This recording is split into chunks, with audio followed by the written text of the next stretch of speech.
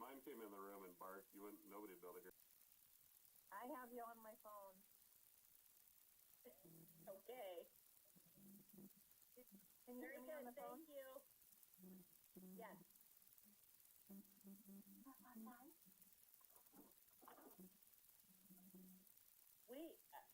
I'm happy to be able to say I think this is a short meeting.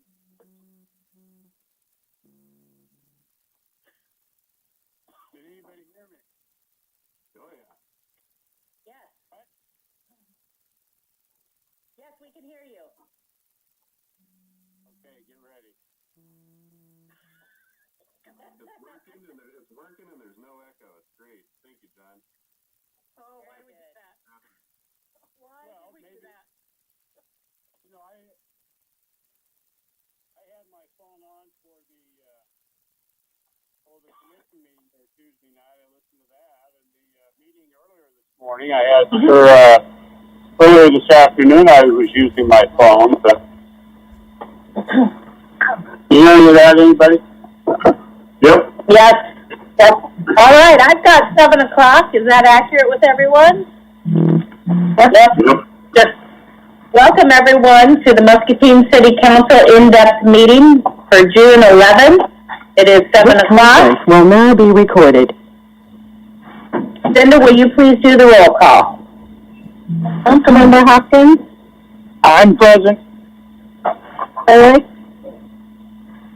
Present. Alvin? Present.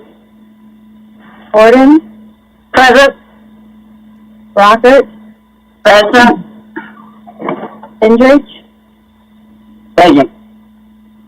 And Brackett? Present. 7 present, 0 absent. Thank you, Cinda. Well, we have 2 things on our in-depth meeting schedule for the evening. And the first is a discussion regarding Harrison Lofts and their request to amend the development agreement. Who's going to take the lead with that?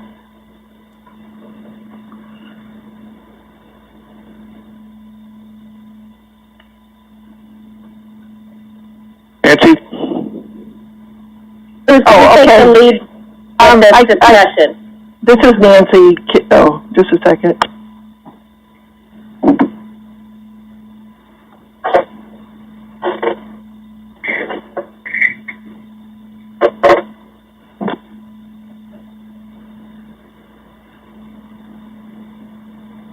Can you hear me?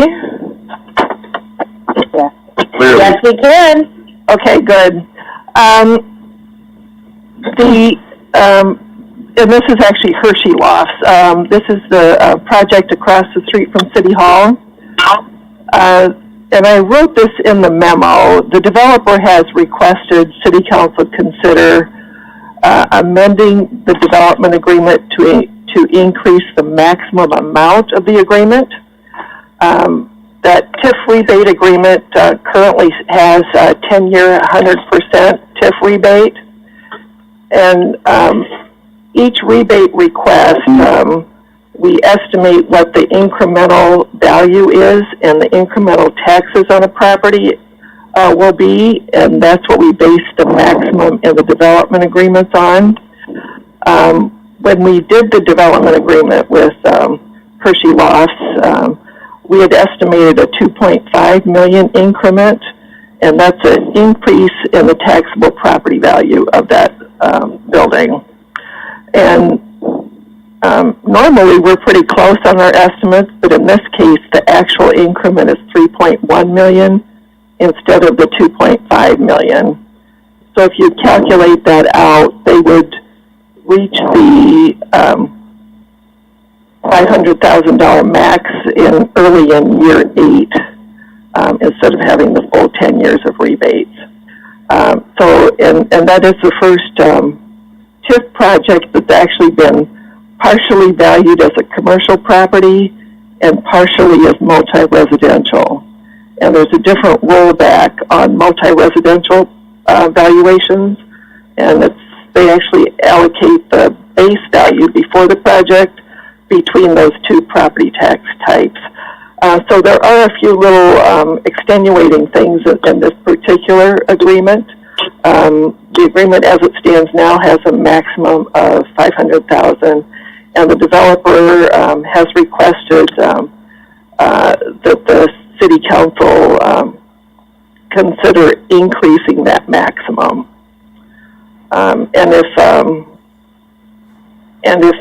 If there would be council concurrence to do that, there's still a number of steps we need to go through before we can officially amend that development agreement. So it's on for discussion now whether council is interested in increasing the maximum in that development agreement or not. Is that what staff's recommendation is? I think it's, I think we're, and Greg can chime in as well on this one, it's probably not an unreasonable request. They had also noted that they had expected to get some workforce housing tax credits that were not awarded. So that it does look like they're having a shortfall in funding, and this would assist in that area. Council, any thoughts or comments? I have a question. Oh, go ahead. I'm not. My question is, if we don't do this, what's the negative effect to us?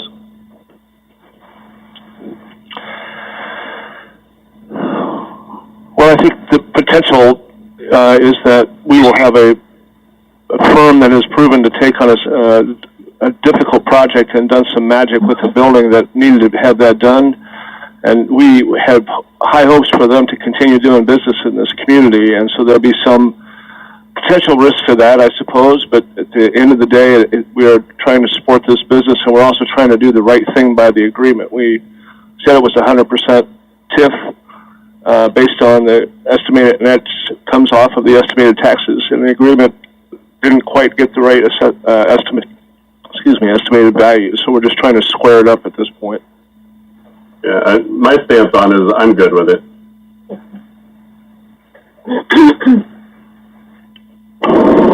Anyone else? Still haven't answered my question. The $50,000 question for me is, what if we don't do it? What's the negative outcome for them and for us if we're not doing it? Well, the negative outcome for them is that they're going to be out that potential tax rebate that they believe they have requested us to consider. And for us, we will have a relationship that we have high hopes of strengthening and seeing further development agreements with them in the future, the development opportunities with them in the future that may not take place.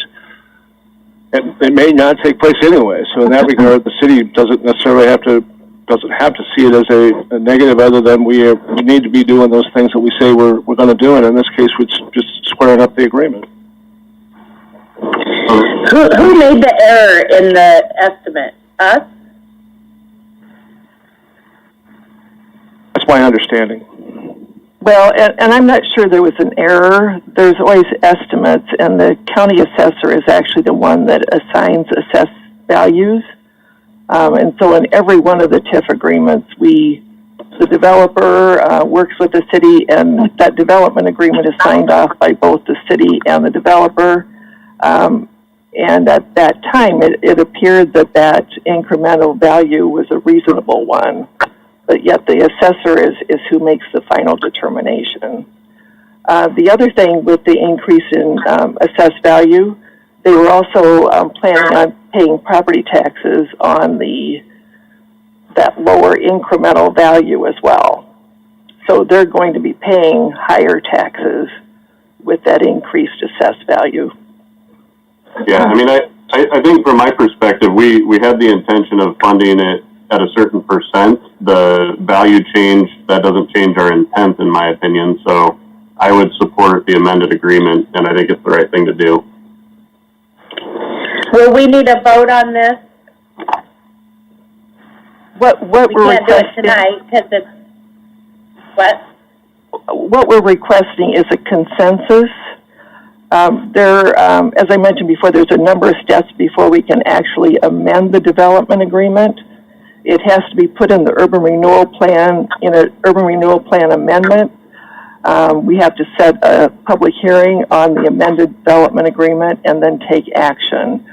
And usually what the city does in order to save legal costs, we kind of package items in the urban renewal plan amendment. So we only have to pay legal services once. And we have potential future projects coming up that can be packaged in that urban renewal plan amendment. And some of that would include if any of the tax credit projects that the city endorsed, if any of those would be awarded their tax credits, we would need to amend the urban renewal plan for those. So tonight, if there's a consensus, we would just include it in the next urban renewal plan amendment. Thank you. So I'm going to ask council, what are your thoughts? Are you able to consent to this at this time, Councilwoman Gordon? Yes. Move forward with it. Councilman Gendrich? Yes. Councilwoman Brockert? Yes. Councilman Freilich? Yes. Councilman Malcolm? Yes, Your Honor. Councilman Hopkins? Yes. Councilman Braskett? Please proceed. Very good. Thank you. We'll move on with tonight's agenda. Eric Reeder, are you on with us? Eric is our Greater Muscatine Chamber of Commerce and Industry, and he's going to give us an update on Convention and Visitors Bureau. Thank you for coming. Thanks, Mayor. Can you hear me okay? Yes, we can. Okay, just want to make sure I'm calling in via phone. So, reached out to the mayor there last week. You know, there's a lot floating around in regards to the budget. Certainly, COVID-19 hit a lot of municipalities and a lot of operations throughout the country. And from our perspective here at GMCCI, just wanted to shed some light on some of the things pertaining to activities around CVB and kind of what we were expecting or anticipating from budgeting and having conversations early on. I believe it was somewhere around February there. Obviously, a lot has changed since then, but where we stand kind of overall, I guess I'm coming from a more positive standpoint in that based on the numbers that the finance director had forecasted there, you know, anticipating the loss, you know, we'd obviously have to look at a shortfall, but there is fund balance. There's still unspent funds from this current fiscal year, and then with the upcoming budget that's planned for there, we're still very positive on our end. This would no doubt be a hit to anyone's budgeting process and might derail their future operations.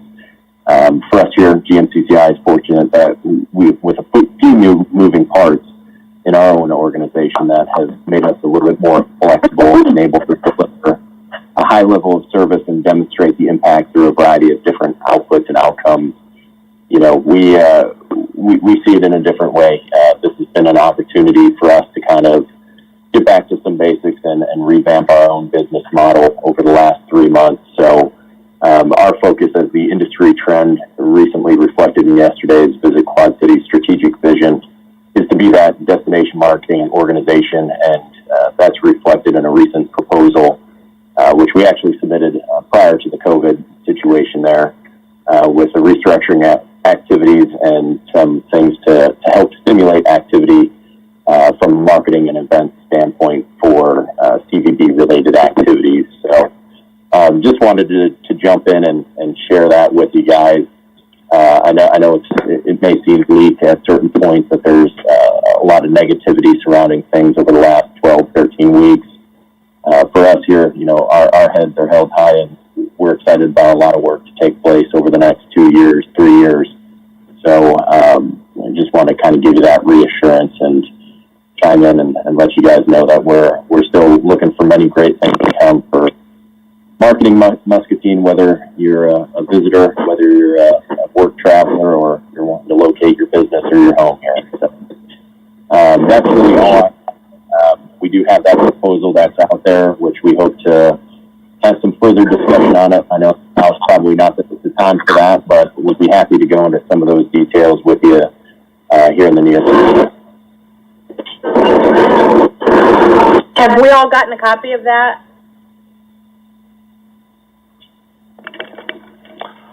Mayor, I have that. And Eric and I have swapped emails back and forth. We just haven't had the chance to get connected on it yet.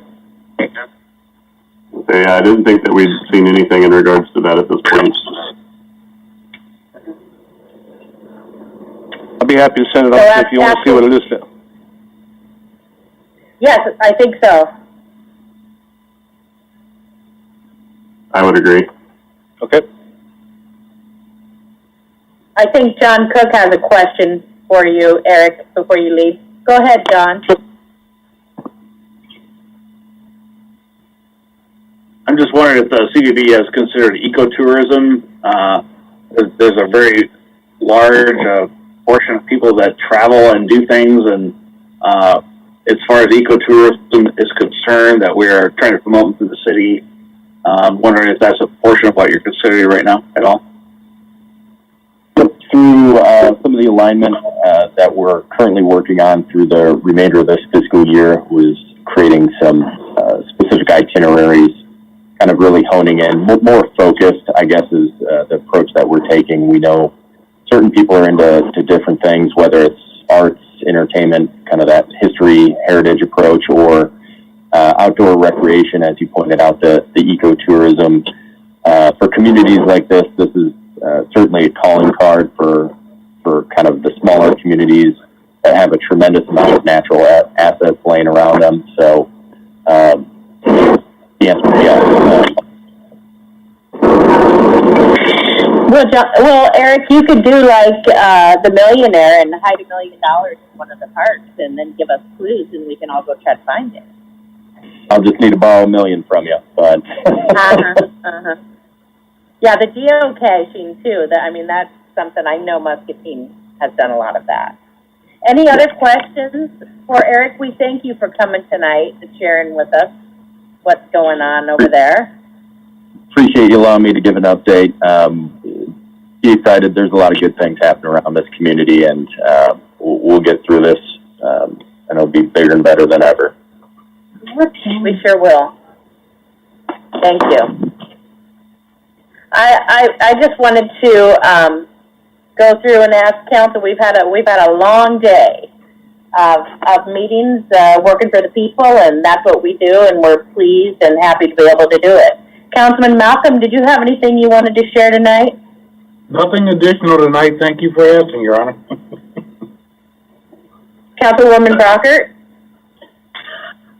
Thank you, Your Honor. I want to thank the city staff for all the work that they have done as far as looking at budgets and seeing where we could make some adjustments if we have to. I know Monday is the third Monday of the month, and that's when I normally would have Riverbend neighbors. But I think in the interest of waiting and seeing what time brings, that I'll at least put it off until next month. Thank you. Thank you. Councilwoman Gordon?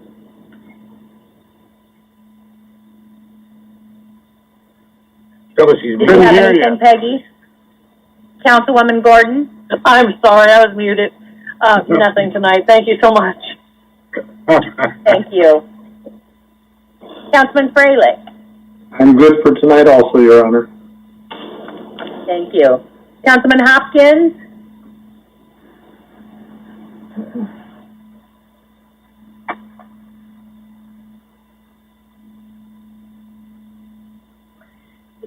Councilman Gendrich?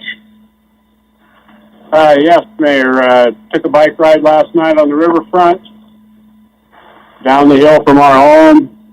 Kids fishing, skateboarding, people walking, riding their bikes. Beautiful evening, wonderful riverfront, and a lot of enjoyment going on down there. So that's great for our city, of course. And I'd like to offer that if anyone would like to come over and talk to me for a couple hours, 2-3 hours yet tonight, why, come on over. Thank you, John. That was a big joke. Councilman Brackett. No, nothing further tonight. Greg, you or Cinda or Kevin have anything? Well, the only thing I'd like to add is to just, with Nadine, is thank the staff for the work that they put in to put the slide presentation together. They did a really nice job of getting that done in a very short period of time, and I'm very grateful for that. Thank you. I would just like to reiterate that as well. I know council knows how most of council either has current day jobs or had some previously, so we all know the length that you must have went to get all of that stuff gathered up, and it's not like you don't have anything else to do. Fireworks. Chief, are you still on there? Chief Talkington?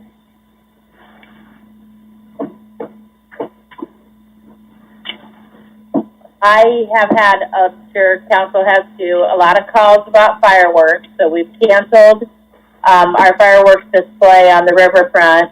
People are worried how things are going to go this year with people having them on their own property. And I had a call this morning from a lady over on Adams Street, and they're having some problems with some neighbors over there shooting off fireworks. I'm encouraging people, if people are doing fireworks outside of the parameters, which right now they are July 3rd and July 4th from 9 a.m. to 10 p.m. on your own property, and only the ones that are legally to be sold here in Iowa, so it doesn't mean you can go get these big jumbos either. They have to be on your own property and not be shooting them off onto other people's property. People are worried about their roofs catching on fire or the trash in their yard, so let's be respectful of our neighbors. And maybe the chief, he must have already left for the evening, maybe he could give us an update on them before we hit the 4th of July, which is going to be like very soon. And next, is Brian still on the call? Brian Steinman? He is not. He is not. Nope. So everybody ditched us after the last meeting. I can't imagine why.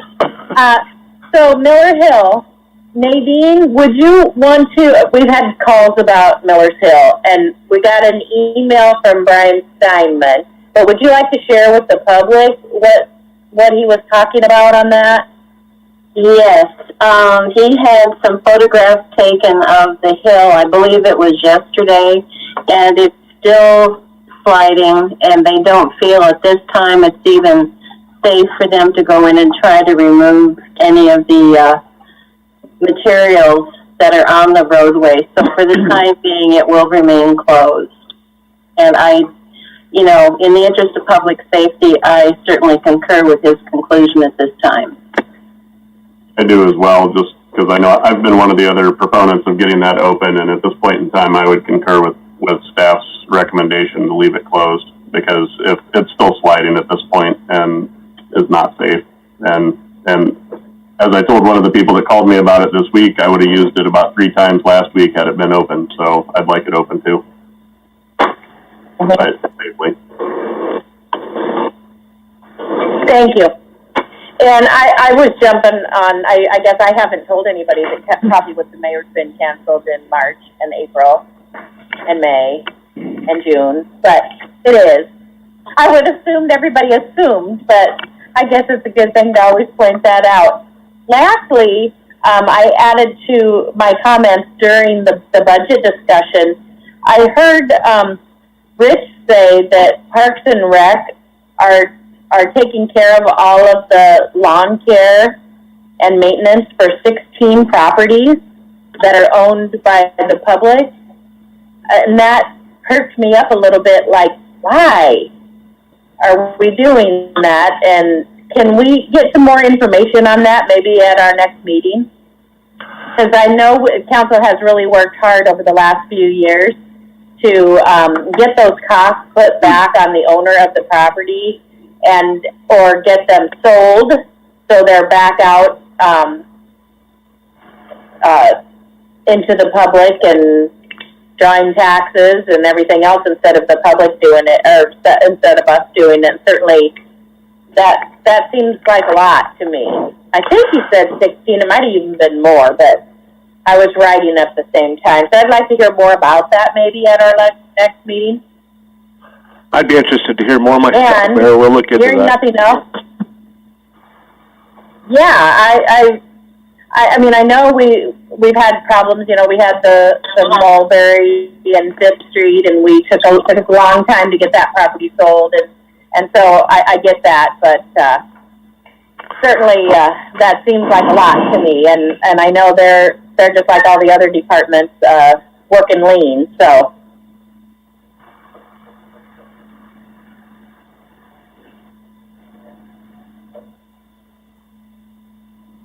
I think she disappeared. Yep. Okay, so she was about ready to ask for a motion for adjournment, and as Mayor Pro Tem, I would entertain a motion to adjourn. So moved. All right. Thanks, everyone. We're adjourned. Good night. Night. Night.